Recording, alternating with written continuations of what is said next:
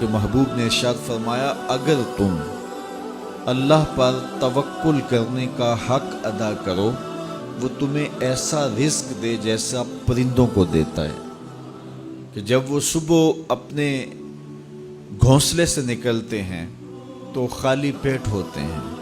انسان کو تو پتہ ہے کہ میں نے کمائی کے فلاں اڈے پہ جانا ہے، دکان پہ بیٹھنا ہے، فیکٹری میں جانا ہے، فلاں جگہ مزدوری کرنی ہے، لیکن ان کو کچھ پتہ نہیں ہوتا کہ ہم نے کہاں جانا ہے۔ جب صبح نکلتے ہیں تو خالی پیٹ ہوتے ہیں اور جب واپس شام کو پلٹتے ہیں تو ان کے پیٹ بھرے ہوئے ہوتے ہیں۔ پھر جس کی جو ضرورت ہے اللہ اس کو وہ نصیب کرتا ہے۔ سارے پرندے ایک جیسی غذا نہیں لیتے، اسی طرح مختلف جو اللہ تعالیٰ نے مخلوقات پیدا کی ہیں ان سب کی اغذیہ ایک جیسی نہیں ہے۔ کچھ پرندے کچھ کھاتے ہیں، کچھ کھاتے ہیں، اللہ سب کو ان کی ضرورت باہم پہنچاتا ہے۔ بلکہ میں کہا کرتا ہوں یہ جو ہنس ہے یہ دنیا کے اندر لاکھوں کی تعداد میں، کروڑوں کی تعداد میں پائے جاتے ہیں اور یہ سچے موتی کھاتے ہیں، اور ہم اگر کسی دوائی میں استعمال کرنے کے لیے ہمیں مطلوب ہوں تو ہزاروں لاکھوں روپے دے کے ہم کسی سے لیں تو پھر بھی بعض کا یقین نہیں ہوتا کہ یہ خالص ہیں یا ناخالص ہیں، لیکن اس جانور کو اپنے پیٹ بھرنے کے لیے یہ موتی روزانہ صبح و شام چاہیے ہوتے ہیں، اور ایک جانور نہیں، دنیا کے اوپر کروڑوں ہیں، میرا رب ہر روز ہر ایک کی ضرورت کو پورا فرماتا ہے۔ تو جس کی جو ضرورت ہے وہ پوری ہوتی ہے۔ بن توکل پنچھی اڑ دے خرچ نہ پلے زیرا ہو۔ جب وہ گھر سے اڑتے ہیں تو خالی پیٹ ہوتے ہیں اور جب وہ شام کو آتے ہیں تو ان کے پیٹ بھرے ہوئے ہوتے ہیں۔ تو کوئی اڈا رزق کا مخصوص ان کے لیے نہیں ہے، اور سب سے اچھا کھاتے ہیں۔ وہ جو امرود کا باغ ہوتا ہے اس میں اگر آپ دیکھنا ہو کہ سب سے اچھا میٹھا امرود کون سا ہے تو وہ ہوگا جس کو طوطے نے چونچ لگائی ہو، چونکہ یہ سب سے اچھا پھل پورے باغ میں۔ ایک نہ ہوتا ہے ایکسپورٹ کوالٹی، یہ اس سے بھی بہتر کوالٹی لیتا ہے۔ تو اللہ تعالیٰ نے اس کے لیے سب سے اچھا رکھا ہوا ہے، تو اللہ نے یہ انتظام کیا ہوا ہے۔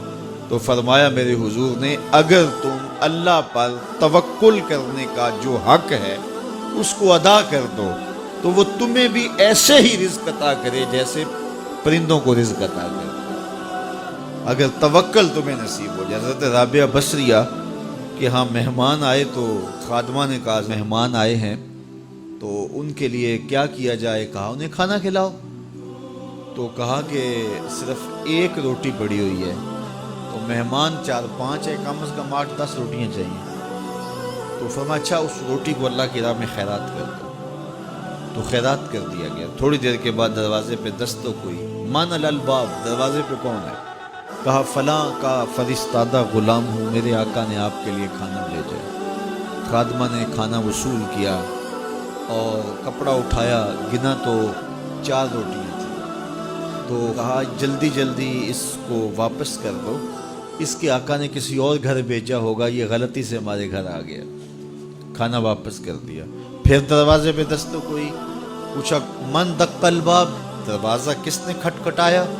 کہا فلاں کا فرستادہ غلام ہوں۔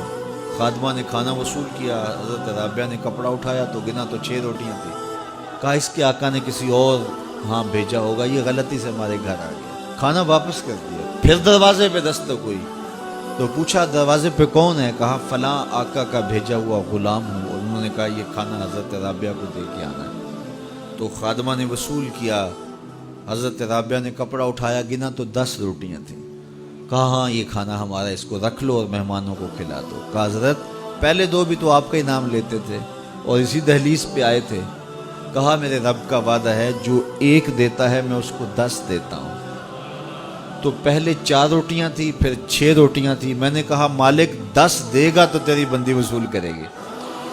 تو اگر اس پہ توکل قائم ہو جائے، اس پہ بھروسہ قائم ہو جائے، وہ وہاں سے دیتا ہے جہاں سے بندے کو گمان بھی نہیں ہوتا۔ تو جب انسان اللہ کے فضل پر توکل قائم کر لیتا ہے تو پھر کام کاج ضرور کرتا ہے، لیکن اس کی زندگی کی جو ٹینشن ہے وہ ختم ہو جاتی ہے۔ بس وہ جتنا کر سکتا ہے وہ کرے، باقی چھوڑ دے اس پہ، تو پھر وہ خزانہ غیب سے نصیب فرمائے گا۔